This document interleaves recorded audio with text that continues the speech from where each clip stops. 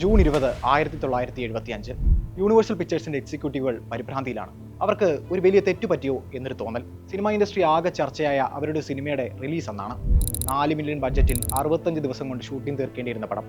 പക്ഷേ വെറും ഒരു സിനിമ മാത്രം സംവിധാനം ചെയ്ത് പരിചയമുള്ള സംവിധായകൻ 157 ദിവസമെടുത്ത് 9 മില്യൺ ചെലവാക്കിയാണ് അത് പൂർത്തിയാക്കിയത്. ഗോഡ്സില്ല പോലൊരു പടമെന്ന് സ്റ്റുഡിയോ പറഞ്ഞപ്പോൾ അയാൾ എടുത്തു വെച്ചതോ ഒരു ഹിച്ച്കോക്കിയൻ പടവും. ആ സിനിമയാണ് റിലീസായിരിക്കുന്നത്. ബജറ്റ് തിരിച്ചുപിടിക്കാൻ ടെലിവിഷൻ ട്രെയിലർ അടക്കമുള്ള ഗിമ്മിക്കുകൾ പലതും നിർമ്മാതാക്കൾ പരീക്ഷിച്ചിരുന്നു. വൈഡ് റിലീസ് കേട്ടുകേൾവിയില്ലാത്ത കാലത്ത് US-ലെ 400 തിയേറ്ററുകളിലാണ് ചിത്രം പ്രദർശിപ്പിക്കുന്നത്.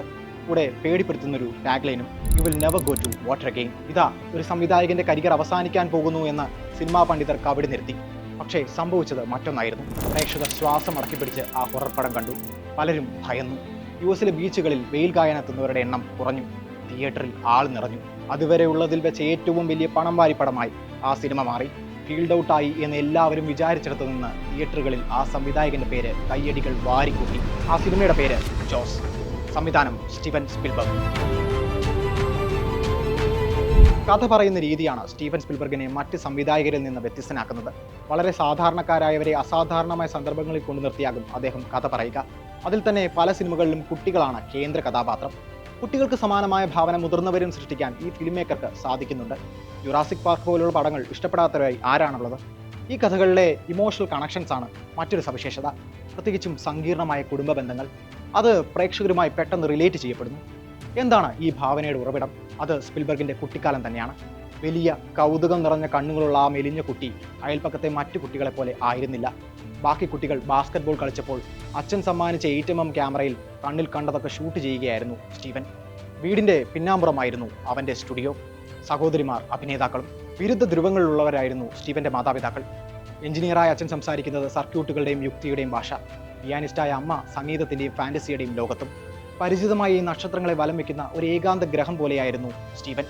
അതുകൊണ്ട് തന്നെ മാതാപിതാക്കളുടെ വേർപിരിയൽ, അമ്മയുടെ പ്രണയം എല്ലാം അവനെ സാരമായി ബാധിച്ചു. ഒരു ദിവസം താൻ നിർമ്മിച്ച ഫയർലൈറ്റ് എന്ന ഷോർട്ട് ഫിലിം ശരിക്കുമുള്ള ഒരു സിനിമാ സ്ക്രീനിൽ പ്രദർശിപ്പിക്കാൻ സ്റ്റീവന് അവസരം ലഭിച്ചു. അന്ന് അവനൊരു വെളിപാടുണ്ടായി. സിനിമ കുട്ടിക്കളിയല്ല. സ്റ്റീവനിലെ കഥാകാരന്റെ തുടക്കം അവിടെ നിന്നാണ്. ദ ഫേബിൾസ് മാൻ എന്ന സെമി ഓട്ടോബയോഗ്രഫിക്കൽ മൂവിയിൽ ഇതൊക്കെ പ്രതിപാദിക്കുന്നുണ്ട്. ഈ കുട്ടിക്കാലത്തിന്റെ പ്രതിഫലനമാണ് അദ്ദേഹത്തിന്റെ സിനിമകളിലെ കുടുംബങ്ങൾ. പല സിനിമകളിലും ഫിസിക്കലിയും ഇമോഷണലിയും അകന്നു നിൽക്കുന്ന അച്ഛൻ കഥാപാത്രങ്ങളെ കാണാൻ സാധിക്കും. മറുവശത്ത് ശക്തരായ അമ്മ കഥാപാത്രങ്ങളും. കുടുംബം, സ്നേഹം, നഷ്ടം എന്നിങ്ങനെയുള്ള സാർവത്രികമായ വികാരങ്ങൾ മിക്കവാറുമുള്ള സ്പിൽബർഗ് പടങ്ങളിലും കാണാം. ഉദാഹരണത്തിന് E.T. The extra terrestrial. 3 മക്കളെ വളർത്തുന്ന ഒരു സിംഗിൾ മദറിനെ ഈ സിനിമയിൽ കാണാം. അച്ഛനുണ്ടാക്കിയ ശൂന്യതയാണ് ഈ കുട്ടികൾക്ക് അന്യഗ്രഹ ജീവിയുമായുള്ള ആഴത്തിലുള്ള ബന്ധം സ്ഥാപിക്കാൻ പ്രേരണയാകുന്നത്. കാച്ച് മി ഇഫ് യു ക്യാനിലെ ഫ്രാങ്ക് അബഗ്നേൽ ജൂനിയറും മാതാപിതാക്കൾ ഡിവോഴ്സിന് ശേഷം വീട് വിട്ടുപോകുന്ന കഥാപാത്രമാണ്. ഇങ്ങനെ നിരവധി പേരെ സ്പിൽബർഗ് ചിത്രങ്ങളിൽ കാണാം. ഈ വൈകാരികതയാണ് അസ്വാഭാവിക സന്ദർഭങ്ങളിൽ കഥ നടക്കുമ്പോഴും പ്രേക്ഷകരെ സിനിമയ്ക്കുള്ളിൽ കുരുക്കിയിടുന്നത്. സ്പിൽബർഗിന്റെ ലോകം വിശ്വാസയോഗ്യമാക്കുന്നതും അദ്ദേഹത്തെ വിഷ്വൽ സ്റ്റോറി ടെല്ലിങ്ങിന്റെ മാസ്റ്ററായി പരിഗണിക്കുന്നതിലും സിനിമകളിലെ പ്രൊഡക്ഷൻ ഡിസൈൻ, സിനിമാറ്റോഗ്രഫി, എഡിറ്റിംഗ് എന്നിവയ്ക്ക് വലിയ പങ്കുണ്ട്. കഥ നടക്കുന്ന അന്തരീക്ഷത്തെ യാഥാർത്ഥ്യത്തോട് ചേർത്ത് നിർത്തുമ്പോൾ തന്നെ വലിയ സ്കെയിലിൽ പുനരാവിഷ്കരിക്കാനാണ് സ്പിൽബർഗ് ശ്രമിക്കുക. അതുകൊണ്ടാണ് പലപ്പോഴും വലിയ ലോകത്തിലെ ചെറിയ മനുഷ്യരായി നമുക്ക് കഥാപാത്രങ്ങളെ തോന്നുന്നത്. അതുപോലെ തന്നെ സീനിലെ അരക്ഷിതാവസ്ഥ കാണിക്കാൻ വലിയ ആൾക്കൂട്ടങ്ങളെയാണ് സ്പിൽബർഗ് ഉപയോഗിക്കുന്നത്. ടെർമിനൽ എന്ന സിനിമ നോക്കൂ. കാലിഫോർണിയയിലെ പാംഡെയിൽ എയർപോർട്ടിലെ ഒരു വലിയ ഹാങ്ങറിലാണ് സിനിമയ്ക്ക് വേണ്ട വിമാനത്താവളം നിർമ്മിച്ചിരിക്കുന്നത്. മാത്രമല്ല ഭൂരിഭാഗം സീനിലും ഒരു വിമാനത്താവളത്തിന്റെ ആളനക്കവും നമുക്ക് കാണാൻ സാധിക്കും. ഇതെങ്ങനെയാണ് സിനിമയെ വൈകാരിക തലത്തിൽ സഹായിക്കുന്നത്? സിനിമയിൽ ടോം ഹാങ്ക്സ് അവതരിപ്പിച്ച വിക്ടർ നവറോസ്കി തന്റെ രാജ്യം ആക്രമിക്കപ്പെട്ടു എന്ന് വിമാനത്താവളത്തിൽ വെച്ച് മനസ്സിലാക്കുന്ന രംഗം എടുത്തു പരിശോധിച്ചാൽ അത് മനസ്സിലാകും. ഭയന്ന് പരിഭ്രാന്തനായി ഓടുന്ന വിക്ടറിലൂടെ നമ്മൾ ആ ഭീമാകാരമായ സെറ്റ് പരിചയപ്പെടുന്നു. അയാൾക്ക് ചുറ്റും 100 കണക്കിന് ആളുകൾ നീങ്ങിക്കൊണ്ടിരിക്കുമ്പോഴും അയാൾ ഒറ്റയ്ക്കാണ് എന്ന ആ സീൻ നമുക്ക് ബോധ്യപ്പെടുത്തുന്നു.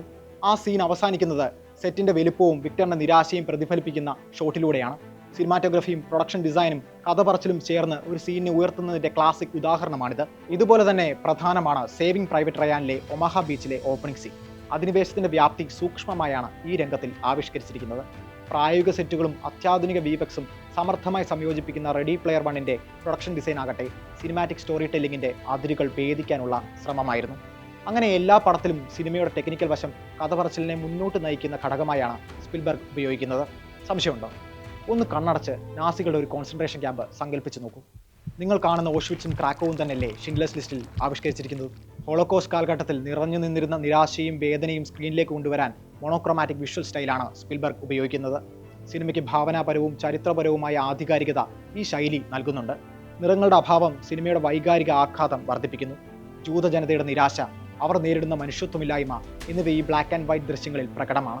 സിനിമയിൽ ഒരു ഘട്ടത്തിൽ മാത്രമാണ് നിറം കടന്നു വരുന്നത്, the girl in red coat scene. സീനിന്റെ തുടക്കത്തിൽ നമ്മൾ ഓസ്കർ ഷിൻഡ്ലറെയാണ് കാണുന്നത്. അയാൾ കുതിരപ്പുറത്തിരുന്ന് അധിനിവേശ പോളണ്ടിലെ തെരുവിലേക്ക് നോക്കുന്നു. അവിടെ ആളുകളെ നാസി പട്ടാളം ഗെറ്റോകളിലേക്ക് പിടിച്ചുകൊണ്ടു പോവുകയാണ്. അവരുടെ സ്വത്തുകൾ അപഹരിക്കുന്നു. നാസി പാർട്ടി അംഗമായ ആ ജർമ്മൻ വ്യവസായിയെ സംബന്ധിച്ച് സാധാരണമായ കാഴ്ച. എന്നാൽ അവിടുത്തെ ഒരു ദൃശ്യം അയാളെ സ്വാധീനിക്കുന്നു. ആ സ്വാധീനം എങ്ങനെ തിരയിൽ കൊണ്ടുവരും? അവിടെയാണ് സ്പിൽബർഗ് മാജിക് കടന്നു വരുന്നത്. സിനിമയുടെ മൊണോക്രമാറ്റിക് ഫ്രെയിമിലെ സംഘർഷങ്ങൾക്ക് നടുവിലൂടെ ഒരു പെൺകുട്ടി ചുവന്ന നിറത്തിലുള്ള കോട്ടും ധരിച്ച് കടന്നു പോകുന്നു. പെൺകുട്ടിയുടെ ഫ്രെയിമിലെ സാന്നിധ്യവും സാഹചര്യത്തിന്റെ ഭീകരതയും വിവിധ ക്യാമറ ടെക്നിക്കുകൾ ഉപയോഗിച്ചാണ് സ്പിൽബർഗ് ഊന്നി പറയുന്നത്. ട്രാക്കിംഗ് ഷോട്ടുകളിലൂടെ പിന്തുടർന്ന് അവളുടെ ദുർബലതയും ചുറ്റുമുള്ള വന്യതയും പകർത്തുന്നു. ഇത് പ്രേക്ഷകർക്കുള്ളിൽ പെൺകുട്ടി പതിയാൻ കൂടുതൽ സമയം നൽകുന്നു. ക്ലോസപ്പുകളിലൂടെ പെൺകുട്ടിയുടെ നിഷ്കളങ്കത ചിത്രീകരിക്കുന്നു. ഹൈ ആംഗിൾ ഷോട്ടിലൂടെ അവൾ ആ ലോകത്ത് എത്ര ചെറുതാണെന്നും. ജോൺ വില്യംസിന്റെ ബാക്ക്ഗ്രൗണ്ട് സ്കോറും വിദൂരതയിൽ നിന്നുള്ള വെടിവെച്ചുകളും ഫാസ്റ്റ് കട്ടുകളും കൂടിയാകുമ്പോൾ സസ്പെൻസും ടെൻഷനും സ്വാഭാവികമായി ആ സീനിന്റെ ആത്മാവാകുന്നു. ഒടുവിൽ ഒരു ഉന്തുവണ്ടിയിൽ കൊണ്ടുപോകുന്ന ശവശരീരങ്ങൾക്കിടയിൽ ആ ചുവപ്പ് രാശി കാണുമ്പോൾ ഓസ്കറിനൊപ്പം നമ്മുടെ ചങ്കും പിടയുന്നത് അത്രയും ആഴത്തിൽ ഇതിനു മുൻപുള്ള സീൻ നമ്മളിൽ പതിഞ്ഞതുകൊണ്ടാണ്. ഇതാണ് വിഷ്വൽ സ്റ്റോറി ടെല്ലിംഗ്. എങ്ങനെയാണ് ഒരാൾക്ക് ഇത്തരം ഒരു വിഷ്വൽ സ്റ്റൈൽ കൈവരുന്നത്? എങ്ങനെയാണ് ഇത്തരം തീരുമാനങ്ങളിലേക്ക് ഒരാൾ എത്തുന്നത്? പരിചയസമ്പന്നത കൊണ്ടാണോ അതോ ജൈവികമായ ക്രിയേറ്റിവിറ്റി കൊണ്ടാണോ? സ്പിൽബർഗിന്റെ കാര്യത്തിലാണെങ്കിൽ നമുക്ക് വീണ്ടും ജോസ് സംവിധാനം ചെയ്ത കാലത്തിലേക്ക് പോകാം. തിരക്കിട്ട ചിത്രീകരണം നടക്കുകയാണ്. പെട്ടെന്ന് ബ്രൂസ് എന്ന് വിളിപ്പേരുള്ള മെക്കാനിക്കൽ ഷാർക്ക് ലീക്ക് ചെയ്യാൻ തുടങ്ങി. അത് കടലിലേക്ക് മുങ്ങി. സെറ്റിൽ ആകെ പരിഭ്രാന്തി. ഒരാൾക്ക് മാത്രം ഒരു കുലുക്കവുമില്ല. ആ പ്രതിസന്ധിയിലും സ്റ്റീവൻ ഒരു ഉപായം കണ്ടെത്തിയിരുന്നു. ഷാർക്ക് പ്രവർത്തിക്കുന്നില്ലെങ്കിൽ വേണ്ട, ജോസ് എന്ന് പേരിട്ട ഭീകരമായ ഷാർക്കിനെ പറ്റിയുള്ള സിനിമയിൽ ഷാർക്കിനെ കാണിക്കുന്നത് സ്പിൽബർഗ് ഒന്ന് തള്ളി. ഏകദേശം 1 മണിക്കൂറും 21 മിനിറ്റുകൾക്ക് ശേഷമാണ് സിനിമയിൽ ഷാർക്ക് എത്തുന്നത്. ഇതാ ആ നരഭോജി കടലിലുണ്ട് എന്ന് പ്രേക്ഷകന്റെ ഭാവനയെ ഭയമാക്കി മാറ്റുകയായിരുന്നു സ്പിൽബർഗ്. ഇത് തന്നെയാണ് സ്റ്റീവൻ സ്പിൽബർഗിന്റെ സിനിമകളുടെ പ്രത്യേകതയും. അയാൾ നിങ്ങളുടെ ഭാവനയോടാണ് സംസാരിക്കുന്നത്. അയാൾ നിങ്ങളെ കുറച്ചു നേരത്തേക്കെങ്കിലും ഇന്ത്യാന ജോൺസിനെ പോലെ സാഹസികനാക്കും, അന്യഗ്രഹ ജീവികളുടെ സുഹൃത്താക്കും, ദിനോസറുകളുടെ ലോകത്തെത്തിക്കും, ലോകയുദ്ധങ്ങളുടെ നടുവിൽ കൊണ്ടു നിർത്തും, ഭാഷയറിയാതെ ഒരു വിമാന ടെർമിനലിൽ ഒറ്റയ്ക്കാക്കും, ചരിത്രത്തിനൊപ്പം നടത്തിപ്പിക്കും. അയാൾ 1001 രാവുകളിൽ നിന്നും ഭാവനയുടെ ഭാണ്ഡവുമായി എത്തിയ ഷെഹ്റസാദാണ്. പ്രിയപ്പെട്ട സ്റ്റീവൻ, ഞങ്ങൾക്ക് കഥകൾ പറഞ്ഞു തരുന്നതിന് നന്ദി.